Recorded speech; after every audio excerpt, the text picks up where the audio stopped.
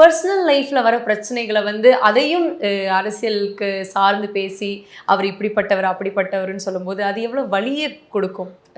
அ அது வந்து எனக்கு தெரிஞ்ச வரைக்கும் அதுவும் வரக்கூடிய எதிர்பார்த்த ஒரு விஷயம் தானேங்க. ஒருத்தர் எப்போ நீங்கள் பப்ளிக் சர்வீஸ் வரப்போறீங்களோ, அப்போ என்னெல்லாம் உங்களுக்கு சின்ன சின்ன விஷயம் வருதோ, அதெல்லாம் எடுத்து யூஸ் பண்ணணும்னு தானே பார்ப்பாங்க. பிடிக்கலைன்னா ஒதுங்கி தான் போவாரே தவிர, யாரையும் ஊதாசனம் கூட படுத்துனது கிடையாது.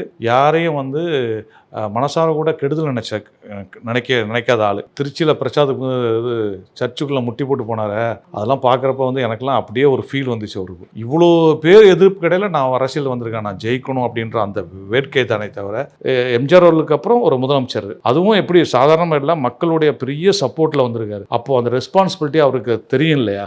நம்ம என்ன எதிர்பார்த்து இவங்க நமக்கு ஓட்டு போட்டிருக்காங்க. இப்போ நீங்கள் நல்லா கவனிச்சு பார்க்கணும், அவர் டான்ஸை ரசிக்கிறாங்கன்னு தெரிஞ்ச உடனே ஒவ்வொரு படத்துலையும் டான்ஸுக்கு மெனக்கிட்டார். அப்படி ஒரு சினிமாவுக்கு மெனக்கிட்டவர் ஒரு ஆட்சியை நடக்கிறதுக்கு எவ்வளோ மெனக்கிடுவார். நிச்சயமாக ஒரு நல்ல ஒரு ஆட்சியை தான் அவர் கொடுக்கும். நான் அரசியல் பேசலை, பட் அவருடைய ஒரு நண்பனாக நான் வந்து எனக்கு அவ்வளோ கான்ஃபிடென்ட் இருக்கு. Periyar Maniammai institute of science and technology, Thanjavur. RIAC ranked number 17 in India by IIRF.